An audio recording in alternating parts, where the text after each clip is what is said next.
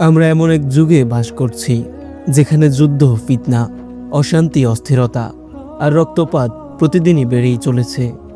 মধ্যপ্রাচ্য জ্বলছে, ফিলিস্তিনে রক্ত ঝরছে, ইরান, ইসরায়েল, সিরিয়া, ইয়েমেনে সব জায়গায় অস্থিরতা। তাহলে কি আমরা সত্যি শেষ যুগের দরজায় দাঁড়িয়ে আছি? এগুলো কি রাসূল সাল্লাল্লাহু আলাইহি ওয়াসাল্লামের ভবিষ্যৎবাণীর বাস্তব রূপ?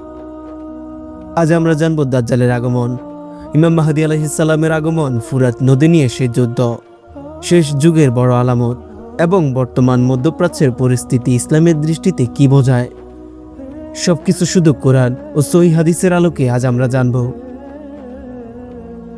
রাসূল সাল্লাল্লাহু আলাইহি ওয়াসাল্লাম বলেছেন, কিয়ামত সংগঠিত হবে না যতক্ষণ না তোমরা তার নিদর্শন সমূহ দেখতে পাও।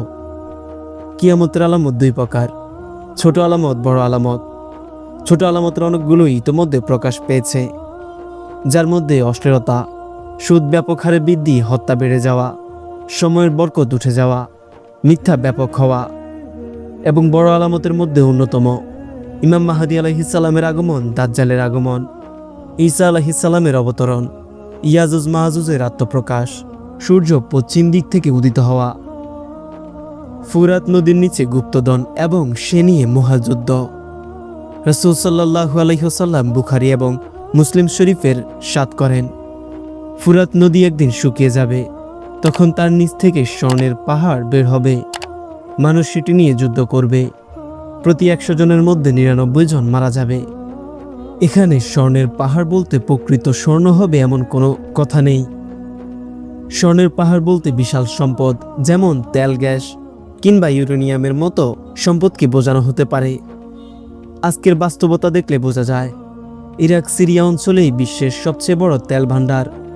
এই অঞ্চল নিয়েই আজ সবচেয়ে বড় যুদ্ধ ও রাজনীতি চলমান। মধ্যপ্রাচ্যের যুদ্ধ এবং শেষ যুগের ইঙ্গিত। কুরআনে সূরা বাকারায় আল্লাহ তাআলা বলেন, ফিতনা, হত্যা অপেক্ষাও ভয়াবহ। মধ্যপ্রাচ্যে আজ যা হচ্ছে তা শুধুই রাজনৈতিক সংঘাত নয়, এটি শেষ যুগের বড় ফিতনার অংশ। কিন্তু কোরআন ও সহিহ হাদিসে কোনো নির্দিষ্ট রাষ্ট্রের নাম উল্লেখ করে বলা হয়নি এ যুদ্ধ অমুক রাষ্ট্র বনাম তমুক রাষ্ট্র। আমাদের কাজ গুজবে না জড়িয়ে ঈমান ও আমল মজবুত করা।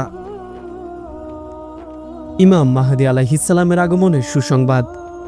রাসূল সাল্লাল্লাহু আলাইহি ওয়াসাল্লাম বলেছিলেন, দুনিয়ায় যদি মাত্র একদিনও বাকি থাকে, আল্লাহ তাআলা সেই দিনকে দীর্ঘ করবেন, যতক্ষণ না আমার বংশধর এক ব্যক্তি পৃথিবীতে ন্যায় ও ইনসাফে ভরে দেবে।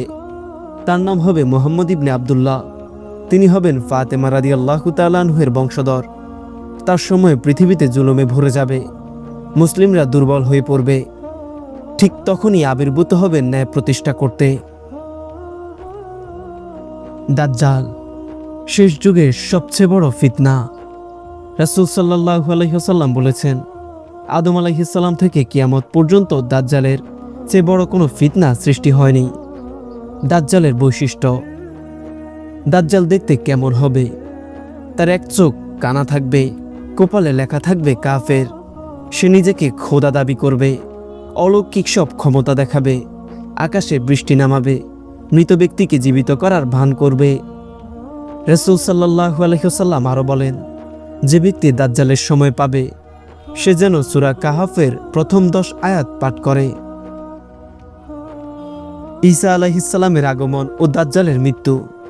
রাসূল সাল্লাল্লাহু আলাইহি ওয়াসাল্লাম ইরশাদ করেছিলেন, ঈসা আলাইহিস সালাম অবতরণ করবেন দামেস্কের পূর্ব দিকে সাদা মিনারের কাছে। তিনি দাজ্জালকে লুদ শহরের দরজায় হত্যা করবেন। এরপর পৃথিবীতে শান্তি নেমে আসবে, যুদ্ধ বন্ধ হবে, ন্যায় ও ইনসাফ প্রতিষ্ঠিত হবে। আজ চারদিকে যে অস্থিরতা, যুদ্ধ, ফিতনা, বিভ্রান্তি, সবই আমাদের জন্য সতর্কবার্তা। আমরা জানি না আমরা দাজ্জালের যুগ পাবো কিনা, কিন্তু আমরা জানি আমাদের মৃত্যু নিশ্চিত। তাই এখনই সময় তওবা করার, নামাজ ঠিক করার, কোরআনের সাথে সম্পর্ক গড়ার, সুন্নাহ আঁকড়ে ধরার, কারণ শেষ যুগের সবচেয়ে বড় বিজয় ঈমান নিয়ে মৃত্যুবরণ করা। সাবস্ক্রাইব করুন সিরাতুন নূর। এটি সত্য, সাহস আর জীবন্ত ঈমানের গল্প। ইনশাআল্লাহ পরবর্তী পর্বে দেখা হবে এমনই আরেক কোনো নতুন ভিডিও নিয়ে, যা হবে মুসলিম উম্মার জন্য হেদায়েত স্বরূপ।